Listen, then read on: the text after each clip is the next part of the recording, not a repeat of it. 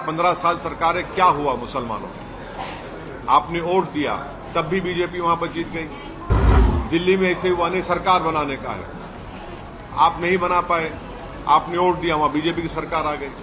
ममता बनर्जी 15 साल से सरकार में थी और वो देख रही थी कि बिहार में एसआईआर का क्या हुआ, तो उनकी पार्टी ने, उनकी सरकार ने जितने नाम कटे गए उनको हेल्प क्यों नहीं किया आपने?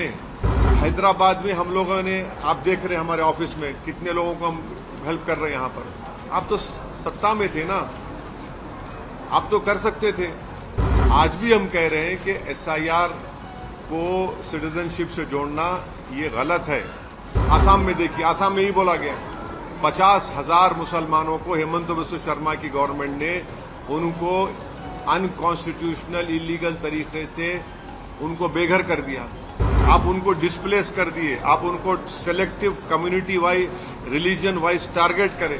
क्या बात कर रहे हैं वो, क्या बोलते हैं वो, इतना हेटरेट क्यों है उनको?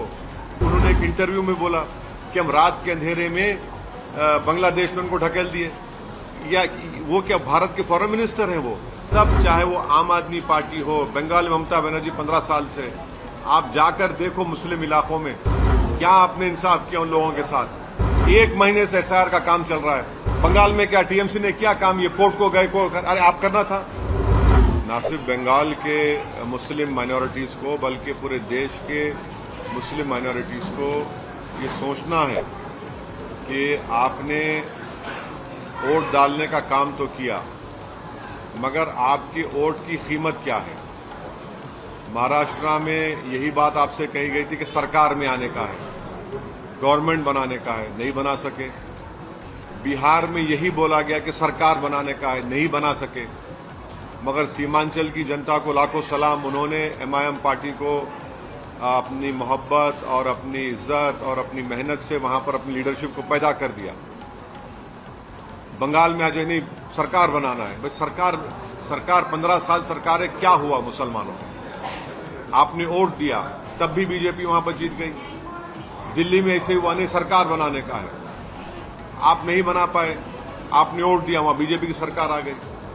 मेरा मानना यह है कि यकीनन हमको फासिस्ट और कम्युनल फोर्सेस को रोकना है।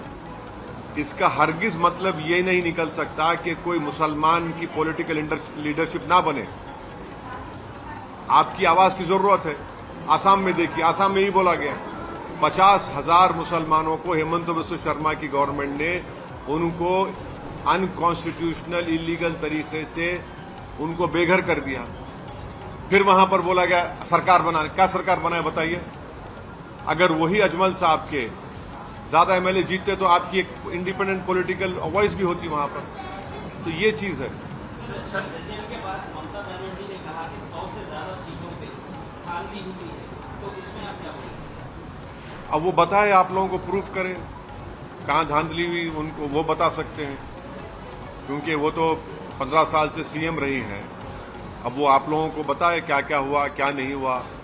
मेरा मानना यह है कि एक वजह एसआईआर भी थी, मगर ममता बनर्जी 15 साल से सरकार में थी और वो देख रही थी कि बिहार में एसआईआर का क्या हुआ, तो उनकी पार्टी ने, उनकी सरकार ने जितने नाम कटे गए उनको हेल्प क्यों नहीं किया आपने?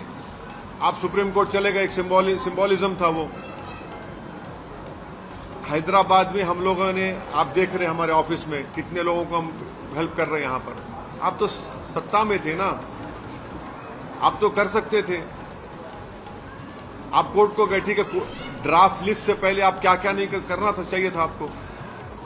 आज भी हम कह रहे हैं कि एसआईआर को सिटीजनशिप से जोड़ना ये गलत है।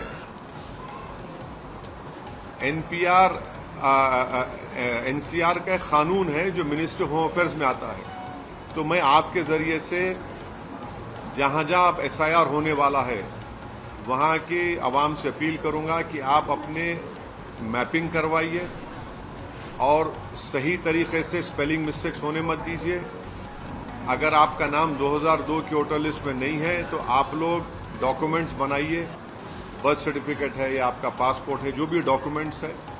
और महाराष्ट्र में और तेलंगाना में तो हमारे हेल्प डेस्क सेंटर्स चल रहे हैं और 9 तारीख के दिन औरंगाबाद में मैं खुद जा रहा हूं, वहां पर हम लोग जो एक नया सिस्टम जो क्रिएट करें उसका हम लॉन्च करेंगे ताकि वोटर्स को आसानी हो मैपिंग कराने में। उसके बाद देखिए ड्राफ्ट लिस्ट आने के बाद मुश्किल हो जाता है, और अंडर एस्टिमेट मत करिए, सिर्फ वोट डालने का मसला नहीं है, इसका ताल्लुक आपकी सिटीजनशिप से है। तो ये चीजें हैं, और साथ ही साथ जो मौलाना हमारे बहादुरगंज के हैं, उनकी एक चलती ट्रेन में उनका जो हत्या कर दी गई है, उस सिलसिले में भी मैंने रेलवे मिनिस्टर जनाब अश्विनी वैष्णव साहब को लेटर लिखा है कि वो इसका इंक्वायरी कराए, क्योंकि मौलाना ने की ऑडियो रिकॉर्डिंग है जो वो अपनी वाइफ से बात की है कि उनको लोग में ट्रेन में मार रहे हैं, उनको पीट रहे हैं। और बरेली पुलिस के पास भी कल मरहूम मौलाना की वाइफ गई थी, बेवा गई थी, वो वहाँ के MIM के लीडर्स के साथ, और उन्होंने बाद तक कंप्लेन भी दिया, एक FIR भी इशू हुआ। मगर हम ये डिमांड करते हैं कि रेलवे मिनिस्टर जनाब अश्विनी वैष्णव साहब और रेलवे प्रोटेक्शन, रेलवे की पुलिस और बरेली की पुलिस इसको मर्डर के तौर पर देखें और जस्टिस करें। ये एक खुली मिसाल है, ये हेट क्राइम है। मौलाना का मर्डर हुआ है ट्रेन में, ये हेट क्राइम है और इसकी इंडिपेंडेंट इन्वेस्टिगेशन होनी चाहिए। और रेलवे पुलिस और रेलवे अथॉरिटीज के पास पूरा रिकॉर्ड होगा कि उस कंपार्टमेंट में जिसमें मौलाना थे कौन कौन पैसेंजर थे उसमें, और उनको अरेस्ट करना चाहिए, इंक्वायरी होनी चाहिए, सख्त से सजा होनी चाहिए, और मौलाना की मौत को रायगा नहीं जाना देना चाहिए। वो उन्होंने जो हरकत की है उनको कानून के जरिए सख्त सजा मिलनी चाहिए, तभी जाकर मौलाना को और उनके मौलाना की वाइफ को, उनके परिवार को जस्टिस मिलेगा। सर, हेमंत बिस्व शर्मा ने हाल ही में कहा कि जब मैं माइनॉरिटीज से मिला, उनसे पूछा कि आपको डॉक्टर इंजीनियर चाहिए, आपको डॉक्टर इंजीनियर चाहिए या मदरसे, तो उन्होंने कहा कि मुझे रिप्लाई आया मुझे इंजीनियर और डॉक्टर चाहिए, तो मैंने मदरसों में ताला लगा दिया। हेमंत बिस्व शर्मा को ये समझना चाहिए कि आपने 50,000 मुसलमानों को बेघर कर दिया। उनके सर पे से आपने एक छत को छीन लिया, एक झोपड़ी को छीन लिया। वो बच्चे क्या ना मदरसे को जा पाएंगे, ना डॉक्टर इंजीनियर कैसे बनेंगे? आप उनको डिस्प्लेस कर दिए, आप उनको selective community wise, religion wise target करें। क्या बात कर रहे हैं वो, क्या बोलते हैं वो? इतना हेटरेट क्यों है उनको? जो लोग भारत के नागरिक हैं उनको आप भारत का नागरिक नहीं। और उन्होंने एक इंटरव्यू में बोला कि हम रात के अंधेरे में बांग्लादेश में उनको ढकेल दिए। या वो क्या भारत के फॉरेन मिनिस्टर हैं? वो बांग्लादेश से हम ताल्लुकात अच्छे करने की कोशिश कर रहे हैं, और बांग्लादेश स्टेबल हो, बांग्लादेश से ताल्लुकात अच्छे हो, ये हमारे लिए नॉर्थ ईस्ट के लिए बहुत जरूरी है। बांग्लादेश में चाइनीज जाकर बैठ गए, बांग्लादेश में ISI जाकर बैठ रहा है, और वो नए फॉरेन मिनिस्टर बन चुके हैं, और बोले कि रात के अंधेरे में हमने 1000 लोगों को ढकेल दिया बांग्लादेश में। कैसा ढकला आपने? क्या MHA ने उसकी इजाजत दी? मिनिस्ट्री ऑफ होम अफेयर्स में कमेटी होती है, वो कमेटी तय करती है, फिर वो फॉरेनर्स ट्रिब्यूनल को जाता, बताए फॉरेनर्स जजमेंट बताए। तो वो तो आर्बिट्रली माने मिनिस्टर ऑफ एक्सटर्नल अफेयर्स भी हो चुके हैं, MHA का रोल भी अदा कर रहे हैं, और उससे हमारे भारत के बांग्लादेश के ताल्लुक खराब हो रहे हैं। तो ये सिर्फ डिस्क्रिमिनेशन और हेटरेट के ऊपर ये काम कर रहे हैं वो।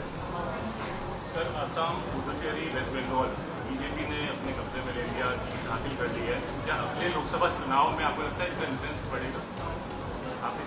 अगले लोकसभा में तो 29 में है ना।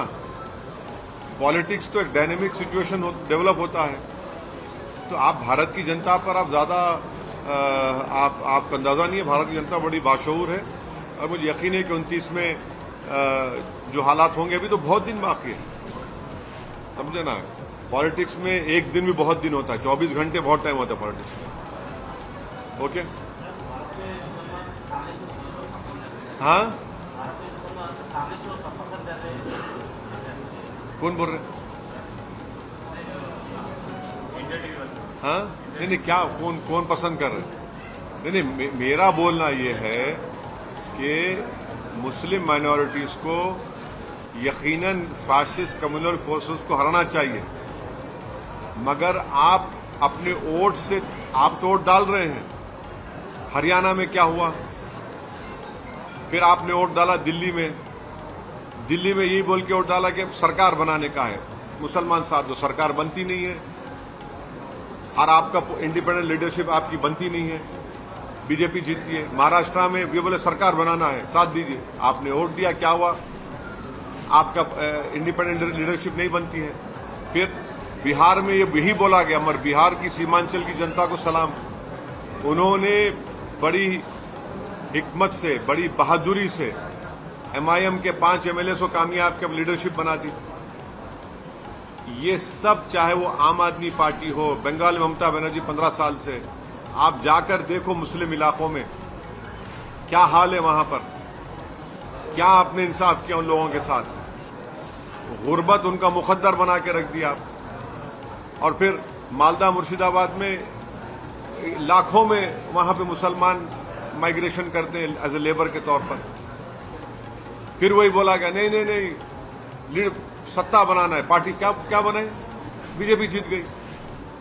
बंगाल में पूरे इंडिया में एक ही प्रदेश है जहां पर 60 असेंबली कॉन्स्टिट्यूंसीज हैं, जहां पर मुसलमान मेजॉरिटी में है।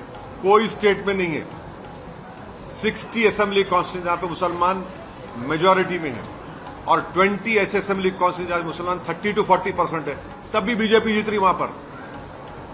लोग मुझ पे बहुत उंगलियां उठाते। आजकल बहुत से लोग हो गए जो खाली घर में बैठ के एक आर्टिकल लिखते, 1 मिनट का 2 मिनट यूट्यूब बनाते, जमीन पे ले जाते हैं लोग। और यही लोग दुश्मन है मुसलमानों के, जो नहीं देख रहे इन चीजों को, जो ये समझते नहीं मुस्लिम लीडरशिप को खाली वोट। अरे वोट डालने वाले कब तक बनेंगे मुसलमान? सिटीजन विद राइट्स नहीं बनेंगे। बताइए, आज आप दारुस्सलाम में बैठे, यहां पर 1000 लोग बैठे हुए, 1 महीने से एसआईआर का काम चल रहा है। बंगाल में क्या टीएमसी ने क्या काम? ये कोर्ट को गए, अरे आप करना था। महाराष्ट्र में जाइए, औरंगाबाद में देखिए, मैं 9 तारीख को जा रहा हूं, वहां पे काम चल रहा है। 60 मुस्लिम मेजोरिटी कॉन्स्टिट्यूंसीज हैं, एडिशनल और एक 2022 है जहां पर 30 to 40% मुसलमान है। क्या हो रहा भाई? फिर इतना सोशियो इकोनॉमिक इंडिकेटर्स खराब क्यों है वहां पर? 15 साल से तो सरकार है ना, क्या किया आपने? नहीं, सत्ता में आना है। सत्ता में आना है तो आपका क्या फायदा हो रहा? आपका फायदा हो रहा, मुसलमान का क्या हो रहा? आप तो वोटर कैसे ट्रीट कर रहे हो उनको? पिछले साल कलकत्ता हाईकोर्ट ने 5 लाख ओबीसी सर्टिफिकेट कैंसिल किया, उसमें 3 लाख तो मुसलमान के कास्ट सर्टिफिकेट थे। वो लॉस नहीं है मुसलमानों को। तो ये चीजों को देखना पड़ेगा। यकीनन मेरी बातों से बहुत से लोग मुत्तफिक नहीं होंगे, और वही लोग चौधरी बनकर नुकसान पहुंचाना चाह रहे हैं। इंडिपेंडेंट पॉलिटिकल लीडरशिप होगी, आपकी आवाज होगी, आपके लिए लड़ने वाला होगा, आपके आंसू को कोई समझने वाला होगा, आपके ख्वाबों को पूरा करने वाला। आप तो सिर्फ वोट डाल के बैठ जा रहे। ममता बनर्जी ने एक बार सही कहा, तो सॉरी, दूधल गाय है, मैंने दूध देने वाली गाय, यही हाल हो गया। एसआईआर के बारे में भी लोग ये बोल रहे हैं कि एसआईआर होने के बाद एसआईआर को फिर सीएए एनआरसी से जोड़ा जाएगा नेशनल आइडेंटिटी। अभी तो ये सिटीजनशिप का टेस्ट हो गया जो नहीं है। मैंने पार्लियामेंट में भी कहा था कि एसआईआर को आप सिटीजनशिप से जोड़कर ये गलत कर रहे हैं। ये सुप्रीम कोर्ट के जजमेंट के खिलाफ है, क्योंकि मिनिस्ट्री ऑफ होम अफेयर्स तय करती सिटीजनशिप को, उसके एनपीआर एनआरसी के रूल्स भी हैं, मगर इसको आप जोड़ रहे। तो इसीलिए इस एसआईआर में सबकी तवज्जो बहुत जरूरी है। ये सिर्फ वोट डालने का मसला नहीं है, ये आपकी सिटीजनशिप को बरकरार रखने का मसला है। और हम उम्मीद करते हैं कि तेलंगाना की रेवंत रेड्डी की गवर्नमेंट भी इसको सीरियस लेंगी। ममता बनर्जी के कॉन्स्टिट्यूंसी में भी एसआईआर हुआ, समझे, स्टालिन के कॉन्स्टिट्यूंसी में भी एसआईआर हुआ, और क्या हुआ? दोनों हार गए। तो इसीलिए ये गवर्नमेंट को, अब यहां की स्टेट गवर्नमेंट भी देख लें उस चीजों को। राहुल गांधी का अभी भी ट्वीट आया था, आसाम और बंगाल इलेक्शन को बीजेपी ने इसी की मदद से चुरा लिया। अब उनके उस पर मैं कैसे, मैं इतना तो बोलूंगा कि अगर आसाम में अजमल साहब के और मेरे ख्याल से आराम से 6 से 7 एमएलए जीत सकते थे, मगर वही पुरानी बात सरकार बनाने का। अबे सरकार नहीं बना सकते भाई तुम लोग, तुम मासूम मुसलमानों को धोखा दे रहे हो, सिर्फ वोट हासिल कर रहे हो।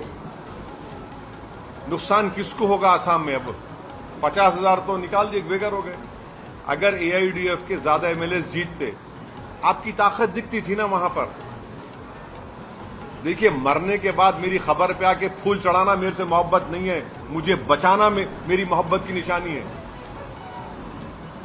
मेरे मरने के बाद खबर पे आके फूल चढ़ा रहे हो, बड़ा हमदर्द। नहीं भाई, मुझे जिंदा रखो आप। और जिंदा रहने के लिए आपको अपने पॉलिटिकल रिप्रेजेंटेटिव और वॉइस की जरूरत है, आपकी लीडरशिप की जरूरत है जो आपकी होनी चाहिए। आप सिर्फ वोट डालने वाले बन गए। नहीं नहीं, अरे कितने बार हराएंगे? पंडित नेहरू के जमाने से लेके अब तक मुसलमान सिर्फ फिरका परस्ती के खिलाफ ही वोट दे रहा है ना। ये कम्युनिटी को आपने क्या डेवलपमेंट किया बताओ मेरे को। आप लोगों को मालूम कि बंगाल में पंडित नेहरू जब प्राइम मिनिस्टर थे, 1962 दिसंबर में श्रीनगर में हजरत बल में रसूलुल्लाह सल्लल्लाहु अलैहि वसल्लम का बाल मुबारक चोरी हो गया, पूरे मुल्क में राइट्स हुआ। 63 जनवरी में 8 लाख मौजूदा बंगाल के मुसलमानों को उस वक्त ईस्ट पाकिस्तान में ढकेल दिया गया। हमारी पार्टी का ये मानना है कि यकीनन आप कम्युनल फोर्सेस को हराइए, मगर अपनी पॉलिटिकल लीडरशिप को बनाइए ताकि आपकी इंजस्टिस के खिलाफ, आपकी आवाज के खिलाफ कोई लड़ सके। आप दूसरों को वोट डाल रहे हैं, फायदा क्या हो रहा है? आपको खाली वोटर बन रहे, आप सिटीजन बनिए, सिटीजन विद राइट्स बनिए, शहरी बनिए, लीडर बनिए, नेता बनिए, अपने मुकद्दर के फैसले करिए। ये समझने की जरूरत है।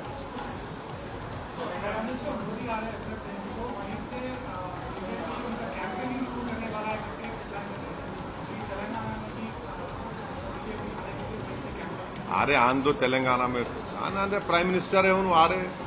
हम उम्मीद करते हैं कि प्राइम मिनिस्टर जब आएंगे हैदराबाद को, वो मेट्रो के पैसे देंगे, जरा मेट्रो के फेज 2 के उसको जरा पैसे देना चाहिए ना भाई, जरा दे, मेट्रो को दे दे आप।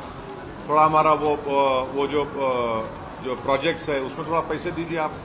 अब जाहिर है, अब मेरे बोलने के बाद हम इतना दिए तुम एहसान नहीं कर रहे, इतना दिए एहसान नहीं कर रहे। तेलंगाना का पैसा भी गवर्नमेंट ऑफ इंडिया को जाता है। India is A union of states.